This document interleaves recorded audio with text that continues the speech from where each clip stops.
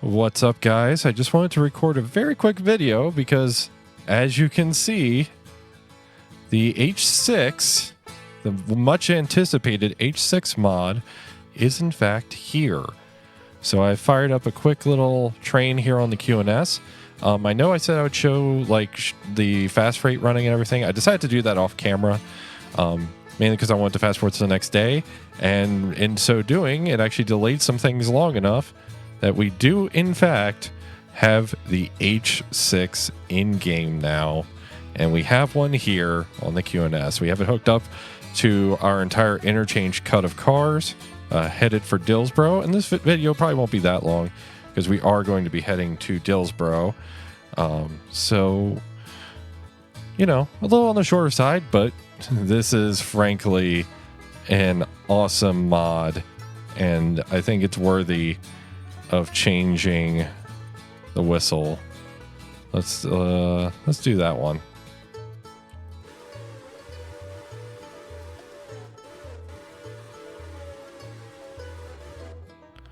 So let's get the air off and let's get moving here.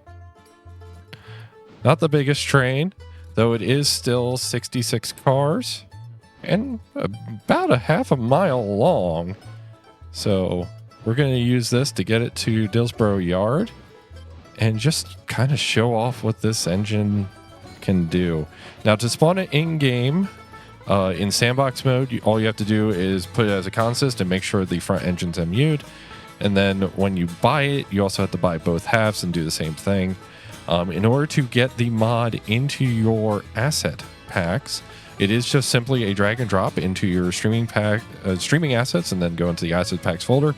Once you unzip the mod file from Nexus Mods, you will put it in there and get it all squared away. So it's kind of a very simple install, which I'm very thankful for. You don't have to use Unity Mod Manager or Railloader or anything like that, but I will link the Nexus page in the description. Make sure you see that and follow all the instructions on there.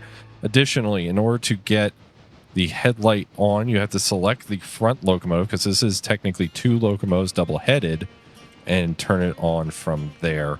I understand why they had to do it that way. It's kind of the old Train Sim Classic way of doing it, and it makes sense as to why they did it that way. It's kind of probably a little bit easier on them, but it does mean that the locomotive itself, having 78,000 pounds of tractive effort, can be a little slippy, as you can see on the rear engine right there. But I kind of like that it's a little slippy, mainly because that actually adds a teeny bit of realism to the model. And you know, you can't go full bore really unless you get up to a higher speed. So I kind of like that. You can't just 100 it. So that's kind of nice. And it's actually a really well-appointed model. I'm by no means an expert to fully critique, you know, where things are and if they're in the right spot or anything like that. But it's just overall a very nicely done model out of RC Rocket and the WNCR team. And kudos to those people for getting this mod just kind of the way it is and kind of up and running, because this is a very anticipated mod for the Railroader community. I know it's probably the first publicly available articulated mod, which is kind of nice, and it can handle some tonnage. I mean, we're doing about 28 miles an hour right now. Sure, we're going down a bit of a grade here through Silva, but we're making some good speed here, and really, that's all you can really kind of ask for. And I would highly recommend, if you like bigger power and you want bigger power on your Railroader save, I would highly recommend getting this, because this is kind of the biggest power we have at the moment. I know there's like the Virginian AE coming out soon, or coming out at some point in the future, hopefully soon. But until then, this is really the biggest thing that we're going to have, and it'd be right at home at, you know, on any of the road freights, really. Sure, it wouldn't be, you know, the most kind of efficient thing in the world, but it's kind of nice. And maybe you need a red marble helper or something, and this would probably be a good fit.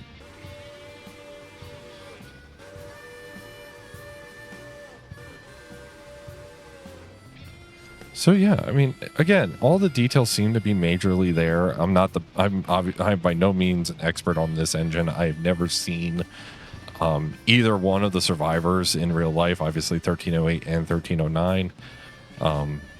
I can only hope that it's at least marginally close. And from what I've seen, it looks marginally close. It looks like it's all at least mostly correct.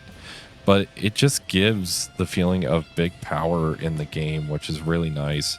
And something that I think the game was kind of really lacking at this point. Sure, we had the 210-2 and the Burke, but they didn't really seem to fit the line. And I know that really bigger articulates didn't run on this part of the line in real life, but I'm glad that we have this now because it just, I personally feel like it fits more, even though it probably doesn't. But that, again, that is just a personal feeling, and really, I would highly recommend that you pick this up because this is I'm not going to say it's like a revolution in mods, but it's so nice to finally have this in game. It really is.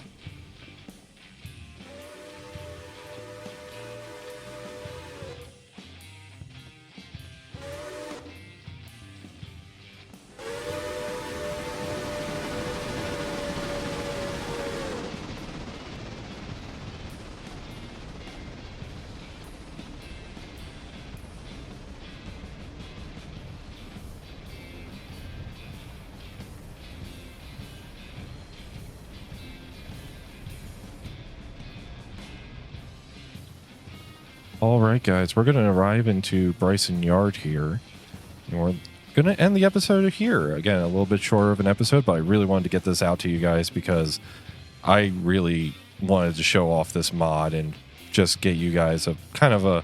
I know it's probably not the very first glimpse of this mod. I know the WNCR team has been doing a lot, and I actually just got off a stream with Angry about this mod, but I really wanted to show this off to you guys. So thank you very much for watching, and I hope that you have a wonderful, wonderful evening and a wonderful weekend, and I'll see you all in the next one. Take care. Goodbye.